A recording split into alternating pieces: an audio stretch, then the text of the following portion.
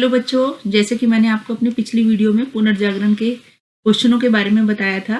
इकाई 2 का चैप्टर है पुनर्जागरण। इसमें मैंने आपको एक क्वेश्चन करा दिया था, पुनर्जागरण क्या है या पुनर्जागरण कैसे आया, इसकी विशेषता क्या थी। अब मैं इसी चैप्टर का दूसरा क्वेश्चन कराऊंगी, मानवतावाद क्या है। इसमें इंपॉर्टेंट टॉपिक है मानवतावाद के चरण। मानवतावाद के चरण है वो सबसे ज्यादा इंपॉर्टेंट माने गए हैं, इसलिए ये टिप्पणी में भी आ सकते हैं और लॉन्ग क्वेश्चन में भी आ सकते हैं। इसके लिए आप मेरी पिछली वीडियो को एक बार फिर से देखना, उसमें पुनर्जागरण के बारे में पढ़ना। जहां भी कहीं आप इसमें कुछ समझ में नहीं आता है तो आप उसमें से पुनर्जागरण के टॉपिक ले सकते हो या पुनर्जागरण को समझ के आप इसमें से कुछ ना कुछ लगा सकते हो, भर सकते हो। तो अब मैं आपको बताती हूँ सबसे पहले मानवतावाद के चरण को समझने के लिए।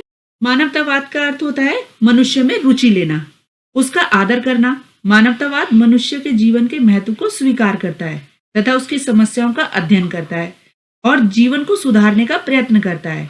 यह अंधविश्वास को दूर करता है और धर्म अधिकारियों की आलोचना करता है, जो धर्म के नाम पर अपना कब्जा जमा कर बैठे हुए थे, जिन्होंने क्षमा पत्र बेचने शुरू कर दिए थे।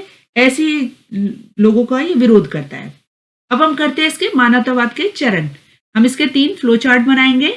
प्रारंभिक चरण जिसे ट्रे सेंटो बोला गया था, मध्य चरण जिसे क्वाट्रो सेंटो बोला गया था और उच्च चरण जिसे सीक्वेसेंटो बोला गया था।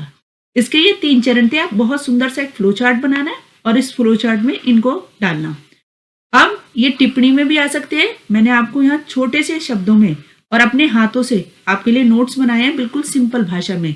आपको ये बहुत अच्छे से समझ में आएंगे और आप उसके बाद सोल की बुक पढ़ोगे तो इसमें आपको बहुत फायदा मिलेगा। तो सबसे पहले हम प्रारंभिक चरण जिसे ट्रे सेंटो बोला गया था, इसके साहित्य के बारे में पढ़ेंगे। इसके साहित्य में मानवतावाद के विचार कला और साहित्य के विभिन्न रूपों में व्यक्त किए गए थे। कला में, साहित्य में, बहुत सारी चीजों में इनके विचारों को व्यक्त किया गया था। फ्रांसिस्को पेट्रक इस चरण के अग्रणी व्यक्ति थे। बहुत सारे दार्शनिक आए थे जिन्होंने बहुत सारा साहित्य लिखा था, लेकिन कुछ 1-2 नाम आपको सोल की बुक में से बिल्कुल याद रखने हैं। इसमें फ्रांसिस्को पेट्रक थे, इस चरण के अग्रणी व्यक्ति थे। वे फ्लोरेंस में रहते थे और उन्हें वास्तव में मानवतावाद का जनक कहा जाता था, क्योंकि उन्होंने ऐसा साहित्य लिखा था जो एक इंसान को दूसरे इंसान के प्रति प्रेम, भाव और आदर करना सिखाता है। अब आते हैं हम इस प्रारंभिक चरण के चित्रकला के बारे में। चित्रकला आपने सारा 11th पढ़ा है। अब आप हिस्ट्री पढ़ रहे हो तो आपने 11th की हिस्ट्री जरूर पढ़ी होगी। इसमें चित्रकला के बारे में लिखते हैं। इस कला रूपों में चित्रकला सबसे महत्वपूर्ण कला थी। कला के रूप में उभरी गियाटो डी बर्नडोन इस चरण के सबसे प्रतिष्ठित चित्रकार थे। वह फ्लोरेंस में रहते थे। उन्होंने चित्रकला को एक स्वतंत्र कला के रूप में उभरने का नेतृत्व किया और उन्होंने चित्रकला को एक स्वतंत्र कला के रूप में उभरने के साथ साथ कुछ ऐसी ऊंचाइयों तक पहुंचाया जो आज भी बहुत ही प्रसिद्ध मानी जाती हैं। इस काल में कुछ प्रमुख चित्रकला प्रसिद्ध हुई थी। उन चित्रकलाओं के नाम आपकी सोल की बुक में दे रखे हैं। आप 2-4 नाम इसमें मेंशन कर सकते हैं। अब दूसरा आता है मध्य चरण जिसे क्वाट्रो सेंटो बोला गया था। इस क्वाट्रो सेंटो के साहित्य के बारे में लिखेंगे थोड़ा सा।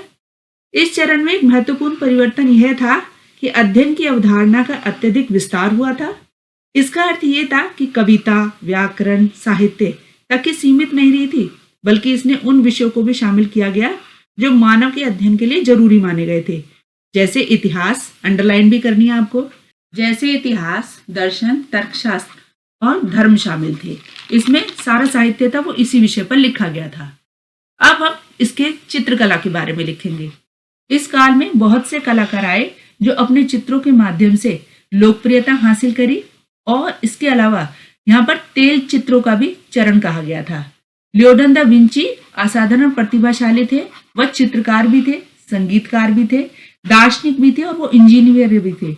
उन्होंने कुछ पेंटिंग बनाई, कुछ ऐसी चित्रकारियां करी जो कुछ मनमोहक तथा प्राकृतिक सौंदर्य की थी और इन चित्रकारियों को आज भी पसंद किया जाता है। इस चित्रकला के बारे में हमने 11th क्लास की हिस्ट्री में बहुत कुछ पढ़ा है। ये तेल चित्र क्या थे, जो चर्च की जो छतें बनाई गई थी वो कैसे बनाई गई थी, इनके बारे में विस्तार से वर्णन कर देंगे। अब आता है उच्च चरण जिसे सीक्वेसेंटो कहा जाता है। इसके साहित्य के बारे में लिखेंगे। यह चरण इतालवी साहित्यिक संस्कृति के शिखर का गवाह रहा है। इतालवी भाषा को लैटिन और यूनानी के बराबर माना जाता था, लेकिन राजनीतिक उथल पुथल के कारण फ्लोरेंस अब साहित्यिक गतिविधियों का केंद्र नहीं रहा था।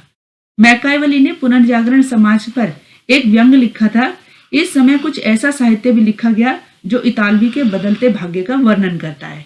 ये इसमें से मेन बात थी इसमें।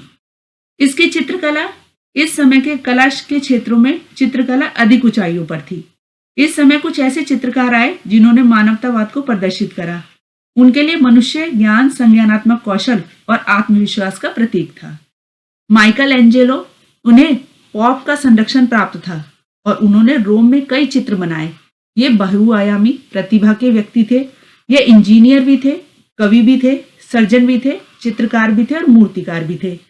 अब मैं आपको बताती हूँ, सोल की बुक में कई सारे टॉपिक दे रखे हैं जो चित्रकार थे, जैसे माइकल एंजेलो, डोनाटेलो, ये एक प्रसिद्ध मूर्तिकार थी और यह मानव शरीर रचना विज्ञान में भी रुचि रखती थी। इन्होंने मनुष्य के विभिन्न मुद्राओं को प्रस्तुत करने में सक्षम बनाया था। माइकल एंजेलो ये पुनर्जागरण काल के प्रसिद्ध मूर्तिकार थे। इन्होंने प्रभाव को बढ़ाने के लिए मानवीय विकृतियों का इस्तेमाल करा और पिएटा मूसा में विशेष रूप से दिखाई देती हैं।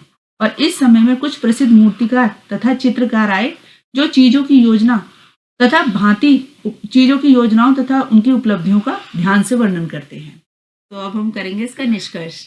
उपयुक्त विश्लेषण के आधार पर यह निष्कर्ष निकलता है कि मानवतावाद के जो चरण है, प्रत्येक चरण में किसी न किसी खास बात पर बल दिया गया था और यह साहित्य और चित्रकला के लिए एक महत्वपूर्ण परिणाम के रूप में साबित हुई थी और इसने इटली के भाग्य को बदल दिया था। और इटली में कई ऐसे भी परिवर्तन आए थे जिसने विश्व को बहुत कुछ दिया, जैसे कोपरनिकस क्रांति, टेलीस्कोप, गुरुत्वाकर्षण बल, मानव शरीर रचना के क्षेत्र में परिवर्तन और नसों में रक्त की खोज। ये सारी की सारी इटली वासियों ने पूरे विश्व को दिया। एक ये छोटा टॉपिक भी बन सकता है इसमें से। तो ये इंपॉर्टेंट टॉपिक है। मेरा ये अध्याय 2 यहीं खत्म होता है। अब आप मेरे चैनल को सब्सक्राइब करें, लाइक करें। Thank you.